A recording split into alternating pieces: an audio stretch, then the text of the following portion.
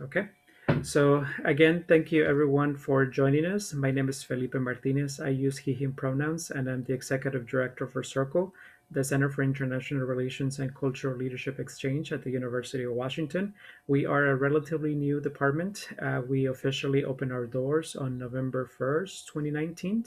So we're slow and mighty. We're trucking along. And then I'm joined with a colleague from the Career Center. So I'll let my colleague introduce themselves. Hi, everyone. My name is CJ Sanchez. I am a career coach at the University of Washington Career and Internship Center. My pronouns are he, him, and I am a UW alum myself. So I'm happy to be here supporting this conversation. And should I pass it back to you, Felipe? Yes. Awesome. Thank you, CJ. So to give you a little background on the program, we heard from international students in particular that they wanted to connect with alumni. They wanted to make sure, to learn from the trajectory and their experience, to figure out, how to really take advantage of their experience at the University of Washington. So the Global Leadership Series is an answer to that call to be able to provide an opportunity for students and alumni to connect and for students to learn from the alumni experience. And today we have a panel of young alumni to specifically talk about their experience in engineering. And the reason why young alumni is because they could still relate to your experience, right? They were in your shoes not too long ago, so they'll have a lot of insight to share with you. But to give you a little detail about the event, so the way we're going to do this, so we're going to introduce Candace and Narendra in a little bit. So to get the conversation started, we have 4 questions that we emailed to them and then that we're hoping they answer. And then after those questions, we'll turn it over to you because we can't have a one-sided conversation, right? So we want to make sure that you engage with us to be able to have a conversation. So one of the things that we do in these programs is that we sometimes use breakout rooms as a way to create community between the students, but also to process what the panelists are saying based on their experience. So if time permits, we'll use breakout rooms as an opportunity for you to connect with each other. And like I mentioned before, this event is going to be recorded and it's going to be posted on the website. So how do you engage with us? So if you notice on the participants tab, you'll be able to see the raise your hand feature. So if you have a question, please feel free to press that and then either CJ or myself will call on you for you to ask your question. When we call on you, if possible, please make sure that you turn on your camera, introduce yourself if you're a student, your major or program, and please share your pronouns with us so we'll be able to address you properly. And then the other way to engage is that if you will prefer to type in your question in the chat, that works as well. And either CJ or myself will ask it on your behalf.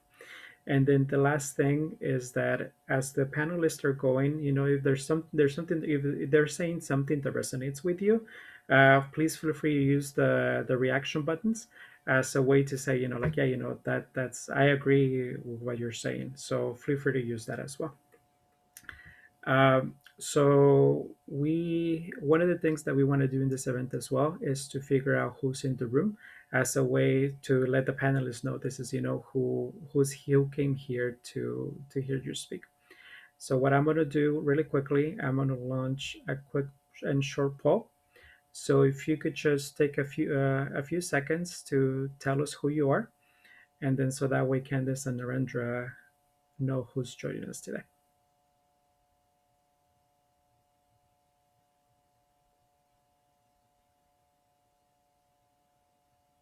Okay. So we have event representation.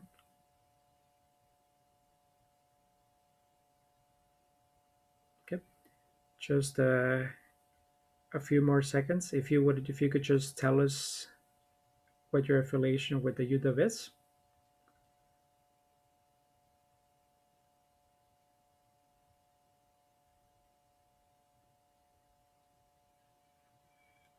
Okay, so a few more seconds and we'll get it started.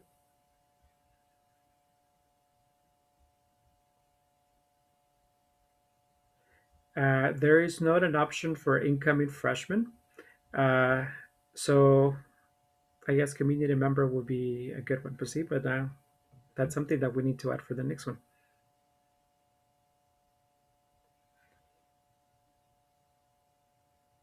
Okay, so I'm gonna end the poll, and we're pretty much even across the board. So I'll share the results, and you'll be able to see. So yeah, equal representation. So that's pretty good. Thank you, everyone. Okay, and then now let me introduce our panelists, Candace and Narendra. So what I'm going to do, I'm going to stop sharing my screen. Give me 1 second, and we'll get started. Okay, so first we have Candace Miao. Candace is a recent graduate from the University of Washington with computer science and engineering and a minor in applied mathematics. She has been working as a software engineer in the California Bay Area for almost 2 years. During her time at the University of Washington, Candace was a part of many on-campus programs and organizations, including the International Student Mentorship Program, the Husky Leadership Certificate, Husky Leadership Initiative Student Board, and Hall Council. She also worked as a resident advisor and office assistant in residential life. And then we have Narendra Sheaverman. Narendra is he uses he and him pronouns, I'm sorry. Narendra is a software engineer at Microsoft, working in the area of cloud computing and machine learning. Narendra graduated with a Master's of Science degree in Electrical Engineering in 2020 from the University of Washington. Narendra is passionate about community building, inclusion, and accessibility in tech and AI for social good. During his free time, Narendra enjoys hiking, traveling, and reading. So those are our panelists. Can you please join me in welcoming them? And this will be a good time to use the reaction buttons or the old-fashioned, clapping if you want. Okay. So thank you. And I'll turn it over to CJ for our first question. Yeah, thank you for joining us. Our first question that we have is, would you mind sharing a little bit about yourself and a little bit about your current role with the group? And maybe we can start with Candace. Sounds good. So hi everyone, my name is Candace. I use she, her pronouns, and I'm originally from Shanghai, China. I actually moved to the US just for university. I went to UW to get my bachelor's in computer science and applied mathematics as a minor. It's a long story, but I actually didn't want to go into computer science when I first started at UW. I actually never even considered engineering. I feel like I was very lucky that I actually stepped foot in engineering, and I find it that I'm very passionate about it currently. So I currently work at Google. I work on the magical Google Pay. As an iOS user, it's kind of hilarious, but yes, I work on Google Pay. So if you saw the new version, I hope you liked it. Before that, I was very lucky to work on a team that serves the next billion users, as we call it at Google. Next billion users is a department that specifically serves users in countries that don't have a lot of users online yet. So I feel like as an international student before, it was a very nice perspective to have kind of serve users that way to kind of bring them online. So yeah, if you think about software engineering, I thought it was going to be not a lot of talking, not a lot of teamwork, but it turns out I do that every day, and that's actually more than coding that I do. So very interesting.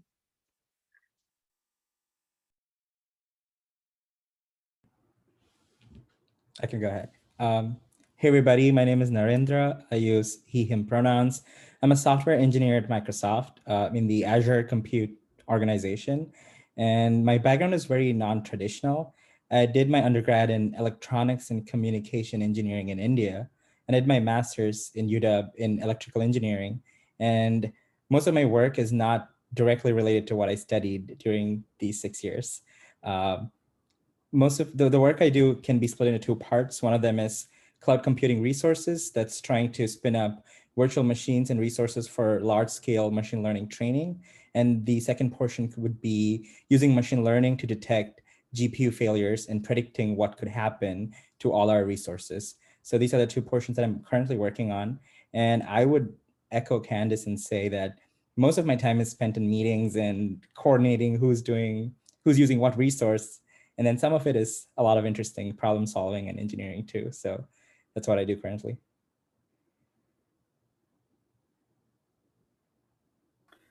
Thank you both. So see, we're already learning, learning how to bring people together. That's an important skill to be successful in computer engineering.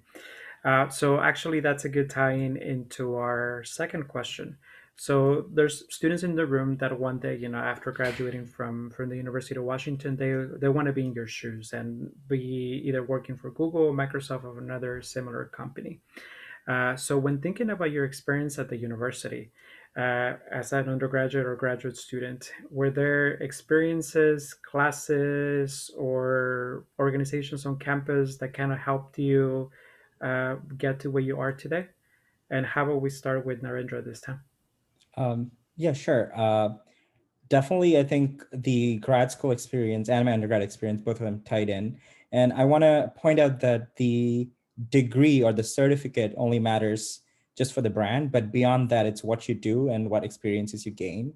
For example, my degrees are electrical engineering, but I was able to make use of all the resources that UW offers for people who are interested in machine learning. That can be courses, that can be project opportunities, that can be clubs, the engineering career fair. So there are so many resources for people who want to figure out what they want to do and how to reach those goals. So what I would tell people is to figure out what they want from this experience, as opposed to just thinking about getting this experience. So once you know what you want from this experience, there are so many avenues and options to figure out through UW. Cool. And in terms of me, it's actually a bit different than what people would think. Like a lot of people, when they think of, oh, I want to be an engineer in the future, so I'm getting an engineering degree, and this is what I'm trying to make out of my college experience. But for me, I'll mention that in the next question. But for me, I actually didn't focus on studying computer science as much as I would prefer today. But I think what I benefit the most from UW is actually all of the soft skills that I was able to get. I was participating in a lot of different RSOs, and I did a lot of on-campus jobs, and I was a part of a lot of different organizations and student clubs. I remember in my freshman year and somewhat of like sophomore year, I think one day out of the week, I was almost always booked up until like 9 p.m. just for student clubs and stuff like that.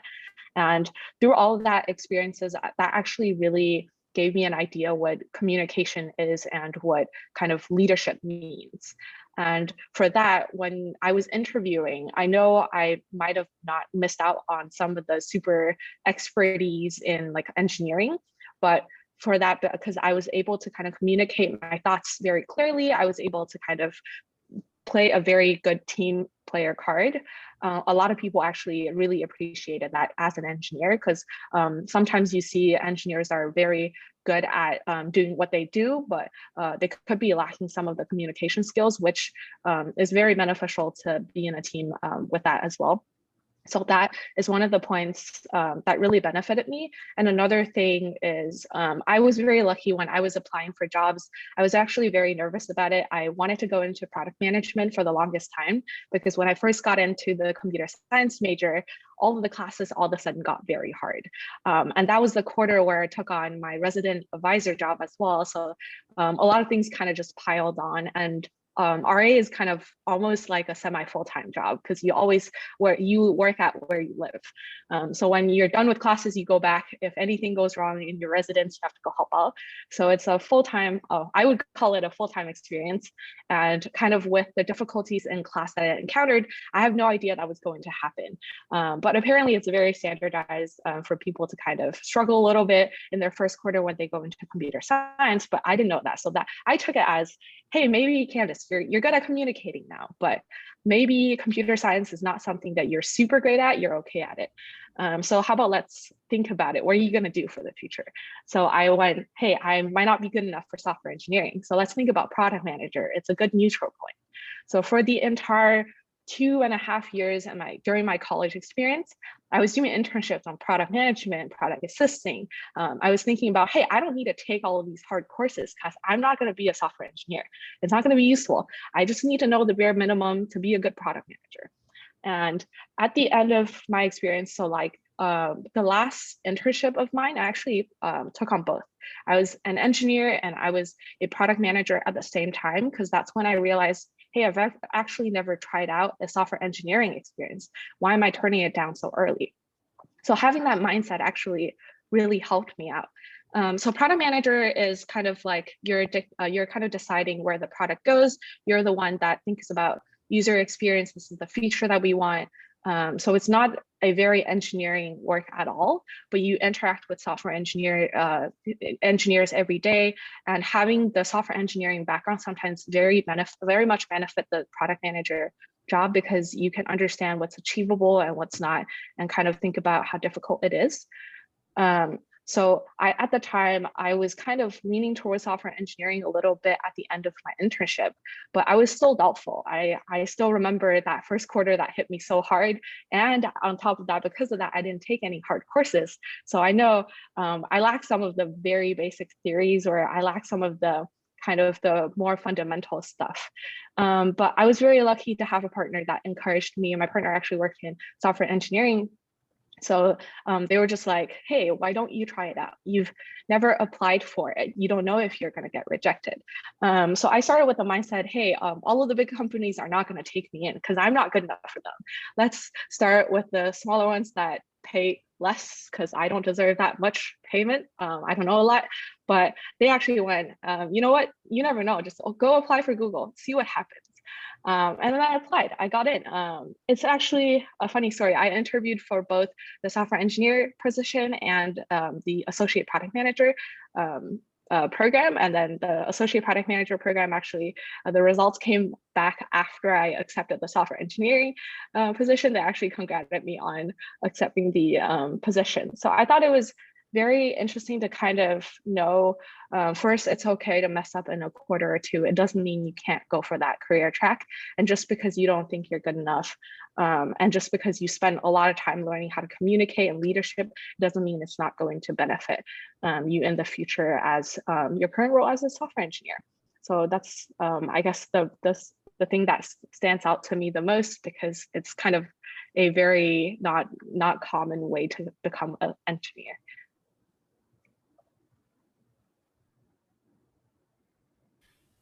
That was wonderful, both of you. But I'll let CJ. Yeah, no, that was a great story to share. The next question that we have is a little bit on the note of experiences. So is there something that you wish you could have changed about your experience at UW if you got the chance? For example, maybe a different major, maybe a different program, study abroad experience, joining more clubs, anything like that? I can go first. I think we're rotating here. I didn't get the idea wrong. But like I mentioned just now, I think a lot of it comes into play of I gave up too early on computer science and on being a software engineer. For me, I avoided taking one of the main classes for becoming a software engineer, operating systems. I've never taken that class. If you ask engineers, I think probably 80% of them will tell you that they've taken it. So I gave up way too early on the idea of like me actually knowing computer science well, and I actually would be good at it. So even though I graduated with like an okay GPA, but that's solely because I avoided all the hard classes. I avoided all the opportunities to challenge myself in the computer science world. And I do feel like I constantly, when I first started the software engineer job, I do have those moments of like, oh, I think a lot of students would know this, but because I didn't try hard enough, I didn't know this. But it doesn't matter. It didn't matter that much because I could always catch up on my own time. But I still feel like if I were to be able to go back, I would prefer to kind of spend more time to learn my major well and not avoid to take on challenges. And another thing is, if I kind of had the mindset of, hey, you gave up on software engineering too early, why don't you start an internship and try it out? I only did that at the end of my junior year, which I only had 1 or 2 quarters left after that. It didn't really give me enough chance to take on more classes once I realized, hey, maybe I could go in. So I think before rolling out a possibility in career path, try to take more classes, even if you struggled, just take on a lot more challenges. And before rolling it out, actually maybe do an internship or some sort of volunteering to try it out before you roll it out fully. That's actually really interesting because I have like two conflicting perspectives of that. One of them is being in grad school, like is a completely different feeling. I feel like there's so little time that you're like, especially if you're doing a master's, you're graduating in 4 to 6 quarters. So I feel like I did not have the time or the energy to explore RSOs or different organizations. And I also think that the RSOs are more undergrad oriented in general at UW and in most universities. So it was mostly interacting with the grad school societies and networking events that I was able to use for networking. But also I came to UW with a very specific goal. I knew what career path that I wanted to pursue. So I ended up taking courses or research projects or doing research assistantships specifically in that area. And so because of that, one thing that I would want to change if I could do it again is to sort of not be that focused and maybe take some fun courses or check out other departments. I think with being a grad student, there's this pressure that, oh, you need to graduate by this time with so many credits in your major. And there's no flexibility to change your major because you came in with a specialization. So it's very hyper focused, and a lot of the time was involved in, accomplishing that. But if I could go back, I would want to take maybe basics of French or check out the sound engineering department or sit on a history class and just explore all other departments that UW has. I think, and then having different that's the whole point of having a panel, right? It's not everyone is going to have the same experience. And then Narendra, you're right, like graduate students do have a short amount of time, and you came in, knowing what you needed to do, whereas with undergrads, they have a little bit more times, so the ability to explore, figure out what classes to take, it's a little different. But one of the I will point out both of you what you said is that the value of the out of classroom experience. Candace mentioned internships, and you mentioned research projects and other things that could still help, kind of like supplement or complement what you learn in the classroom. But before I go into the question, just aside, into the next question, just a clarifying question, Narendra. Do graduate students have the opportunity to explore, or is it just you're here to do your degree and then you're out? How does that work? I want to say yes and no. I think there's a lot of responsibility on self-discipline and self-time management. So you're free to do whatever you want, but the expectations are there's a lot of things to do and nobody controlling you or telling you what to do. So you could maybe take time to, enjoy and explore, but also you could use the same time to do research projects, research assistantships, teaching assistantships, courses, etc. So depending on what you choose to take on your plate, your time can be spent in different ways. I think an engineering grad program in general, though, is really competitive, and there are a lot of things to do and a lot of expectations. So it kind of reduces your time for like exploring RSOs, for example, or maybe conducting events and stuff. And since the quarter is really tightly wound, there's 9 weeks and there are 3 courses maybe, or with a research assistantship, you're basically trying to finish projects at that in that span of time. And by the time you're done with the project, the next quarter is starting already. So there's very little extra time, but I think there's a lot of flexibility in how you do it and what you choose to do. Awesome. Thank you. Thank you for that the clarification. Okay, so now let's go into the fourth question before we turn it over to the students in the audience. So one of the things that we try to do in this setting is that remind students that you don't have to do it alone, right? There's an opportunity to find mentors along the way, whether it be as an undergraduate student, as a graduate student, that you could learn from. So what I'm wondering is if you could talk about, did you have any experience with mentorship?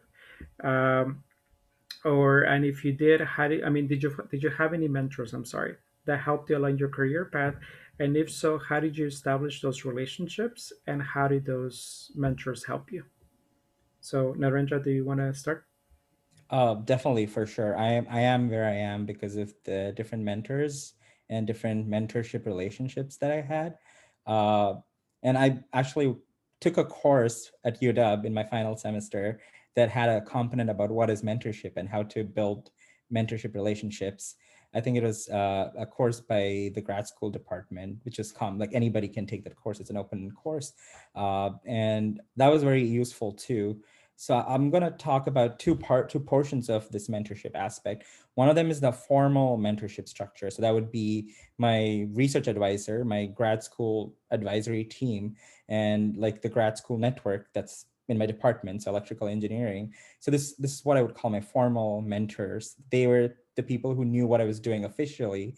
They were the people who kept me in track with my research expectations, my course expectations, ensuring that I'm satisfying visa rules if every time you need to take a certain number of credits, that I'm not going overboard, that I'm not taking too many courses at a time and stuff like that. And I think that was very useful having somebody have that official perspective. And also like knowing that students have done this every year and that they know where to point me out if I had a question. And specifically with like my research mentorship and grad school mentorship, it's to determine what courses I want to take and what kind of projects I want to do. Like I said, my background is not traditional. I was a student in the electrical engineering department, but I specifically wanted to do machine learning and signal processing. So to figure out that, we sat down and discussed what courses should I be taking? Should I be taking courses in another department? Should I be doing projects with another professor? And figuring out that was really useful with the help of a mentor. I wouldn't have got that perspective on my own or just by looking at a website. So talking to people and getting that uh, very detailed opinions and very informed opinions was really useful. And they guided me, you should be taking these courses, you should be doing these projects, and this is useful for a research perspective. This is useful for a career perspective. This is useful to get a mathematical background for this course in the next quarter. Getting that sort of an insight was super useful to chart out what my 2 years of master is going to be. Like I said, there's so limited time that you always feel like you're missing out on something, and you always feel like, oh, if I miss out on this course, then I might not be able to take that course and that course, and I'm graduating by that point. So you kind of want to cover all your bases, and these mentors really helped me figure out those things. So that would be my formal mentorship. But I like to think of my mentors as a mentor board, like a board of people who are onboarding with me to figure out what I want with my career. And I think with my mentor board, it's a lot of informal mentors that have also played a big role.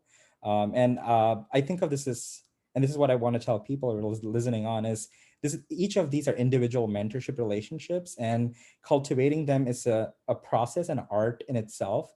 And sort of like getting help at a single point of time is great, and people are always ready to help. But having that connection remain and continue is, I think, an investment, an art in itself. And I think I'm learning a lot with every mentorship relationship and experience. So my informal mentors consists of people who I know from before, like, from my undergrad institute, mainly, who are also engineers in different companies or different research groups, and try to get a perspective of what's happening around the world or what's happening in their lab. And I think that's always a useful insight, especially as a grad student. Some of them are people I have connected through networking events. UW has a lot of networking events. Like every department has their own, grad student association, and they have like an open evening. There's the engineering fair where you meet a lot of people. There's a writing group in the library, I think in Paul Allen Library, that meets every Friday when I was a student. And that's a great networking event where you just meet people to write your, do your research writing or write your thesis. And I think those sort of very informal, loosely structured, no expectation settings actually lead to really good interactions and connections, because they're not your professor. They're not somebody who you're scared of, and you can just ask them anything. And they're not in your department. They're not competing with you, so they have their own spheres of influence. So you feel free to ask them questions, and I think that was a really good experience for sure. And I think another layer of this informal mentorship would be digital mentors, people I've never met, but people on LinkedIn, people on Facebook groups, people who are pursuing the same research that I was doing or the same project. So I would mail them with a question about their research paper, and they would come back with the answer, and then we would take it forward. But it doesn't end there. You stay connected with them, and then you keep them updated. I'm looking for a job. Do you have an opinion about this position, or do you have any suggestions about how do I go about this project? Keep them in the loop and always updating. I think people appreciate that, just getting that message that you're still connected and that you want to talk to them about something very specific. I think people really appreciate that. So I have mentors who I've never met, but I still am in touch with them via email or just messaging and just letting them know, like, hey, I'm thinking of doing this. Do you have an idea about it? And usually they have so many perspectives, so many different perspectives, that it's amazing to know that people have gone through so many different experiences and learning from them. And the biggest takeaway message from talking to people is that there's no one single path to a goal. Everybody's done so many different things. Everybody's reached so many places so differently that more than trying to imitate what they did or follow their path, it's about figuring out how they figured out their path and then trying to do that on your own. So I think that was something that was really useful, talking to people who have done different things and staying connected with them. Yeah, my experiences are kind of similar in a way. I see a lot of people as my mentor, whether or not I met them through different short-term programs or long-term, even through like student organizations. But a lot of the mentors I interact with are actually not work specifically related. They're not in engineering in any way, or they're not even close to being engineering industry in any ways. But for me, I kind of see if you're able to maintain your life well outside of work, then you can kind of have more energy to focus on your work. So for me, I tend to kind of overwork myself. When I first started in college, I would spend too much time working on studying and socializing and kind of learning all of the soft skills. So for the longest time, I kind of ignore the fact that self-love and self-care is very important. And I was very lucky to have a lot of mentors in that way to kind of guide me throughout that journey, and to be able to focus on myself on top of pursuing what I want to pursue. And some of those mentors I met through the International Student Mentorship Program that I was a part of. I think it's a great program where you can meet a lot of people that are in the same shoes and that knows the struggle of, because there are some struggles that are specifically for international students, that we have to worry about visas. We have to look for employers that are specifically sponsoring H-1B for some students. So I was able to really connect well with all of the students there. And later on, I became a mentor as well. And kind of having all those people around you as mentors, you kind of create a small groups within yourselves to kind of cheer each other up. And sometimes we kind of talk about career paths and talk about our struggles as well. I think those relationships are not formally mentorships, but I think we all benefit from being with each other and kind of cheer each other up. And in terms of more career related, I was a part of the leadership certificate, the Husky Leadership Certificate, and I was able to meet with a mentor in that way. The mentor I was assigned with wasn't in engineering in any ways, but I think that was a great time that prepped me to kind of think professionally and think about other areas other than the technical skills that I needed. What are some of the areas that I needed to work on, and how to kind of talk to people professionally. In some of those ways, I think I really benefited from that. And I also participated, it was a very short program. It's called the Huskies at Work. I hope it's still running. That's kind of a way for people to kind of really, I think I went on a day trip to follow up with someone, I forgot the company exactly, but they were a software engineer as well. I think for that, I was able to kind of see, without having all the internships, because all of my internships are focused on product management, like I mentioned, it was a great input to kind of see how software engineers work on a daily basis. And I was able to ask a lot of questions in the field. I think it's very important to get experiences from people that are in the current position, although everyone's experience might be different, but I think it's always good to kind of have other people's opinion and other people's perspective in that way. So I think it's very important to kind of try out different programs and to see if you have the opportunity to meet the right mentor for you. And once you meet them, hold on, don't let them go. It's very important to kind of maintain the experience, and keep in mind, not all experiences and all mentorship experiences have to be your career path related, and not all the mentors you need to have are going to be in your industry, because I think maintaining life is very important outside of work as well. So thank you both. And then what I appreciate about both of the answers is that both of you made it a point to call out the formal relationships, like the formal mentor relationship with the leadership certificate, but also with the research and, the folks that are already in the path to help you get there. But also you made it a point to say, peer relationships can also be a mentorship relationship. So like the writing group that Narendra mentioned, or, the International Student Mentorship Program, and how though there's value with peer relationships and how they could really ground us, but at the same time tell us, hey, take care of yourself, but also, be a networking opportunity like Narendra mentioned. So thank you both for those wonderful answers. So now to turn it to the group. So those were the 4 questions that we had for Narendra and Candice. Do you all have any questions for them? And if so, raise your hand feature if you want to ask the question yourself, or if you want to type it in the chat. And then CJ and I will be able to ask it on your behalf.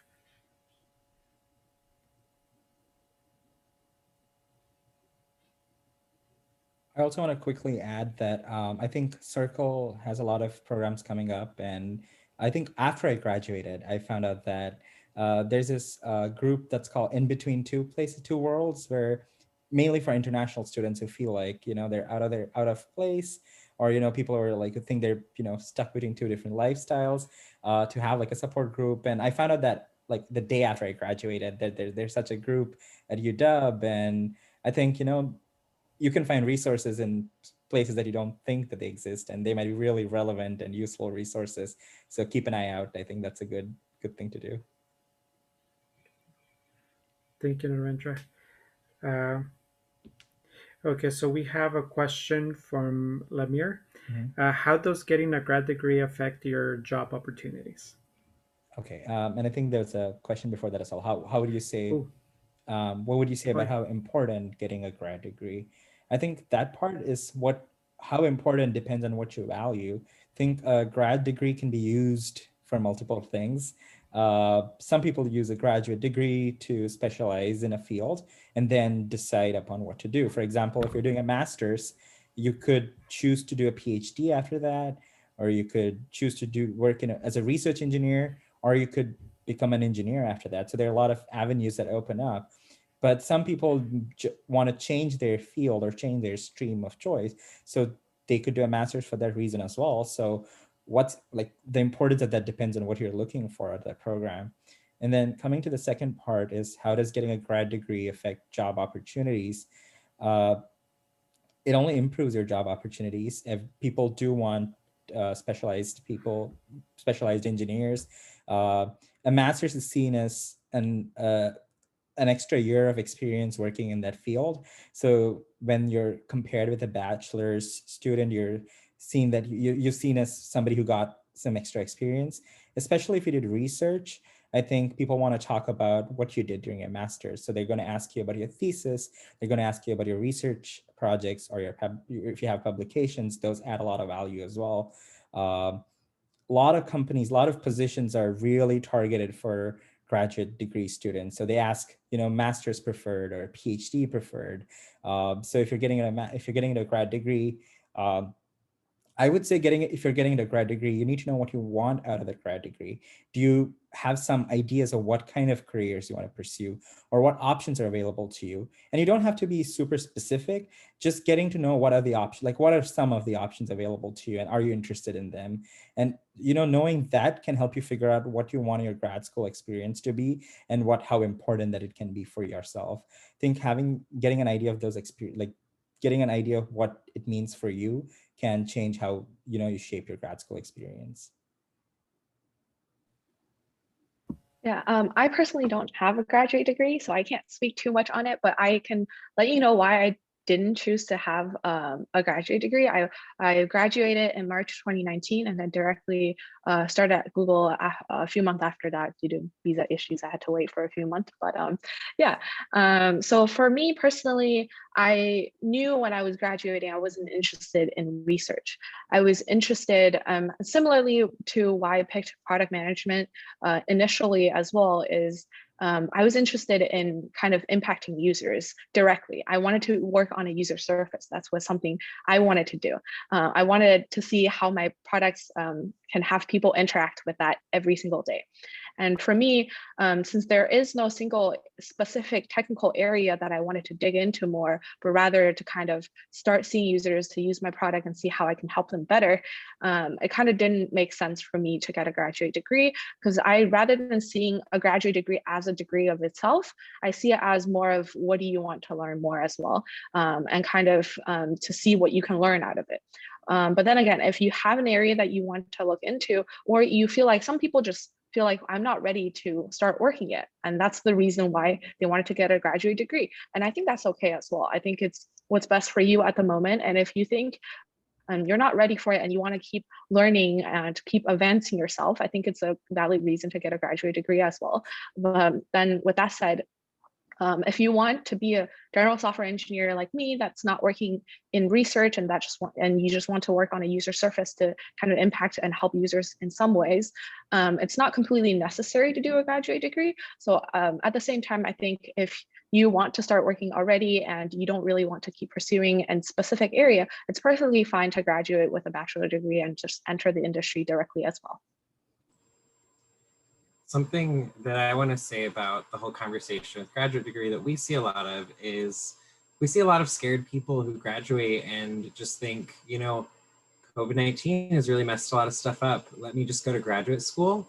And what we end up seeing is there isn't that guidance or that kind of guiding light that Narendra had mentioned. And, you know, graduate school is a lot more specific. It's a lot more specific information. So if you're not entirely sold on what you're studying, it's not like you could just do something else while you're there. So I really like what Candice and Narendra are sharing, that you don't need that graduate degree, but if you are going for those very specific reasons, that can really benefit you. Maybe a career shift or for whatever reason, but always identifying, do you need this graduate degree for what your goals are?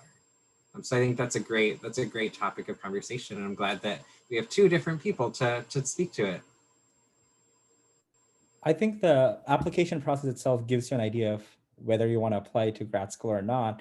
Your statement of purpose has to be really clear, and you need to ask yourself why for every sentence you added there. Like, why do you want to do graduate school and why they should take you in? And I think just, you know, if that's a true reflection, if the document is a true reflection of what your goals are, I think you would get in a graduate program and you would fit in. And I think so giving it some thought before applying to grad school can be really beneficial. Thank you both. Okay. There was a specific question. So I'm planning to join UW's MSE program in fall, specializing in machine learning. Do professors require students to have prior experience in the field for research assistantships? It depends on the professor and depends on the project and depends on what they're working on, what their lab is currently working on, and what they're expecting of you from a research assistantship. So the right answer is it depends, but I'll give you some more context. Like if the professor is starting a new research project and wants you to, you know, bootstrap that project or lead that project, then yes, having prior experience is really valuable and is a proof that you know what you're doing and you would be really valuable as a research assistant.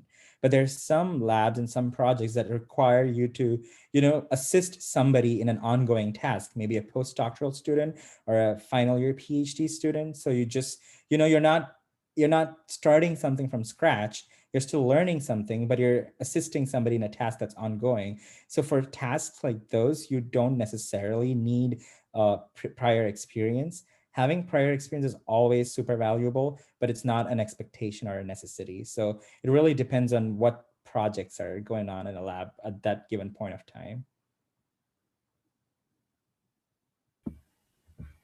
Thank you, Narendra, and thank you, Kushagra, for that question. And then remember, you could continue to type in your questions in the chat or raise your hand. So let me ask you both a question. Both of you started the conversation by saying, like I am doing, a lot of teamwork, being in meetings and working on my soft skills.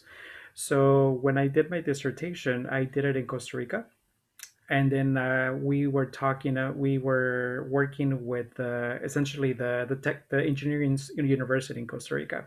So we were looking at so Intel and a lot of the multinational corporations were going to Costa Rica, and they didn't have the knowledge base workforce that they needed. So they would establish partnerships with that university where I was doing research, and then the professors at the university were saying our employers are complaining that our engineerings, they lack the soft skills, they lack the communication skills, they don't know how to work in teams, that we need to develop their writing. So even in Costa Rica, some of the same issues that the employers are seeing there, we're seeing here in the US, right? So in terms of helping engineers develop the soft skills. So I was wondering if either one of you had any tips or any advice on how students can enhance those soft skills while they're still students at the university. I think for me, the answer is probably throughout my answers for the other questions already. I think for me, the really beneficial way to kind of gain all of the soft skills is to participate in different programs or organizations. Because I think a lot of classes will have you work with other other classmates as well. I think those definitely will gain you some amount of soft skills, but a lot of times not all programs will give you that opportunity to work with teams. And I think that's when you need to kind of think outside of the box and see what resources are around you. I think there are simple roles that you can take up. For me, in my undergrad experience, I stayed in dorms almost all 4 years. And there's hall councils that you can easily participate. It's low commitment, one night per week. You can just go and start small. No need to take on a leadership role to start with. You can start small by just having casual conversations with folks that are sitting near you and kind of seeing how you can contribute to a community that way.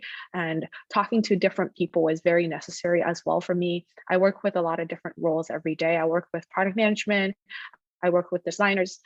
So it's important to kind of look outside of your major as well, because you need to understand how everyone think. Like you can't go into a conversation assuming that everyone understands the technology stack that you're using. You have to be able to explain what's the cost and what's the kind of the question at hand here. So I think one thing is definitely look for opportunities around you and maybe start small if necessary. And two, kind of think about not to only talk to people that are similar to you. Think about people that are different, having different backgrounds, having different interests, and to be able to start a conversation that way and consider their point of view is very important as well. Thank you, Candice.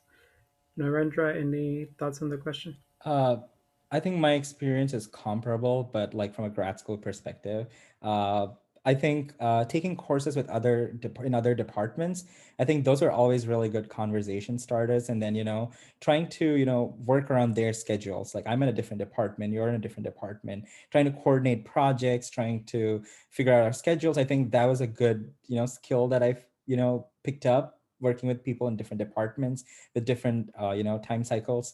Similarly, as a master's student, we're usually clubbed with the PhD students as grad students, right? So, their day-to-day life and working cycles are very different from a master's student. So trying to, get that in a synchronized fashion, I think that was a good experience too.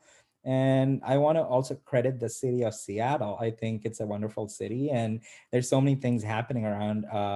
Like there's brewery talks where people present their research in 3 minutes, or I have networking or board game nights. And I think stuff like that is also really, especially as an international student, I think it lets you get off your bubbles and then meet new people and just figure out what people are doing outside the academic world or outside student life perspective. And I think that's been really helpful. Some of my best friends in Seattle are people I've met through events like that. And think being new to a city, new to a country, and new to a different program, having that sort of a support system extremely valuable. Having people to, just share perspectives and learn from the differences, learn from your differences, I think extremely invaluable skill to have and experience to have. Yeah, and from our perspective, employers share with us the top skills that they're looking for, that they're lacking, and you don't really see any technical skills in that list. It's all interpersonal skills across the board, even if you're not doing solely engineering stuff. So that's a great topic also. So we have another question in the chat. How do you overcome the fact that a lot of engineering majors or computer science majors are quite intimidating and competitive? How do you manage to stay focused and steady in that situation?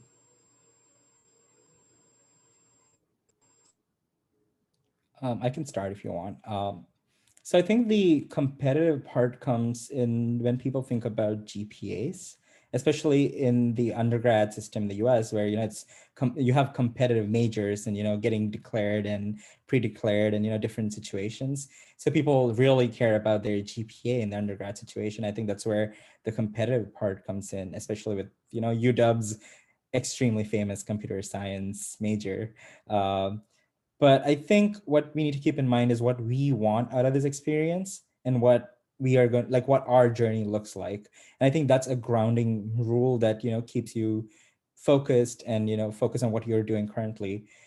With being a grad student, I think the GPA part doesn't matter because we come in with our specializations and we're not competing to get into a major. I think that stress doesn't exist. So it's easier to focus on what we're doing and what kind of courses we want to take, what kind of research we want to pursue, and what kind of job opportunities we want to look for. So one thing I want to say is that we're super privileged and super lucky that computer science is booming and there's no dearth of job opportunities. A lot of companies are hiring right now and a lot of new technologies coming up. So even though it seems like it's super competitive, everybody has options that they can pursue, different avenues that they can pursue. And so it's easy. It's not that competitive when you think of what are the things you can do as a student at UW in this major. There are just so many things to do and so many options to try out and so many avenues to reach your goal that if you think it's being, stifling and competitive, there's so many other options that you can look out and get the same goal. So I think keeping an open mind to, try out different things, like Candace said, check out product management, check out software engineering, and it leads to, the goals that you want to reach. And I think that's a good way to go about this. Yeah, for me, from a bachelor's perspective, I definitely won't deny that some of the computer science / engineering students are very competitive and ambitious. I know the chat saying that's been fixed somehow. I hope so. Yay, yay. But I went through a very competitive process of how to get into the major. And a lot of people from that not a lot, well, some people from that process kind of started thinking about how my GPA compares to my peers. And that's where the competitive part comes in. I won't deny there's probably 1 or 2 students that I've had a class with who would deny to help you, but I would say those are individuals. I don't see that as a large trend in the computer science department. And I think if some people is making you uncomfortable, and if they want to be competitive and ambitious, that could be their way of life. That could be how they better improve themselves, and that's okay. But if you don't enjoy that environment, the computer science department is a very large department. I'm sure you can find people that want to achieve the goals the same way you want to. Another thing I realized after I graduated is that in the industry, after you start working, there are naturally people that are a lot more ambitious, that are aiming for promotion, and a lot of people that are not. And that's okay. Everyone is okay with the fact that you could be ambitious, you could not. And I actually see that quite a lot in my own team. You see people that are a lot more ambitious. But another thing you can do is, since they are being ambitious, they want to improve themselves, you can work with them. You both can improve yourselves together if they're willing to. And it doesn't necessarily have to be a bad thing to be competitive and ambitious. You could be working as a team and benefiting each other and growing each other in that way. So I think you either try to kind of look in the positive way and try to be more ambitious with them if you are willing to, and if that's a goal that you want to work towards. But if you're not, feel free to find friends that are in the same boats with you and take classes with them. I think in computer science, that's something I learned as well. A lot of people study as teams and they help each other out. And it's very, very helpful, especially if you're struggling with a class. I personally had a friend group where I was good at one class and that person definitely wasn't good at that class. We somehow kind of just complemented each other in every class. So it was a very helpful relationship that way. And you can always find people like that. I also just quickly want to add that the competitive part can be seen in different parts of this process, but it's about how you choose to take it. For example, I was in the electrical department. I applied to some computer science PhD courses, and it's so high in demand and there are only 40 seats, you always get waitlisted. And then somebody just told me, the same course is offered in the applied math department and it's the same contents. So, there's a venue for the same problem that you're trying to solve without having to deal with, the issue of it being competitive. So I think it's good to, keep your eyes open and look out for other avenues there. Those were wonderful answers. Thank you both. And then that's the thing. It's like sometimes we just get caught up in the competitiveness of the major itself that we forget that there could also be people that are willing to help you and then guide you along the way. So thank you both for that reminder. So I'm looking at the time, see what happens when you're engaged in a conversation. We're getting close to wrapping up, but I want to see if there's anyone else that wants to ask a final question before we wrap up.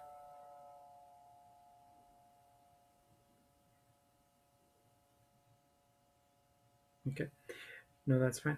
CJ, any announcements or anything from the Career Center that you want to make sure people in the audience know? Yeah, so I think this is a great opportunity for all of you to be engaged with. Just meeting with Candice and Narendra just here is great to hear from their perspectives and look for these opportunities. And this is somewhat passive networking, that now you know two names in the business that have met with you today. So there are many more out there. Networking is really one of the biggest places to get a job. I think the statistics change, but it's about 70% of all jobs are not posted on any job boards. They're found through networking. And attending events like this is really one of the big things that can really help you find success. And we're, of course, here to work with you on those strategies, tips, and your application. But networking is really a big key to success in the job search.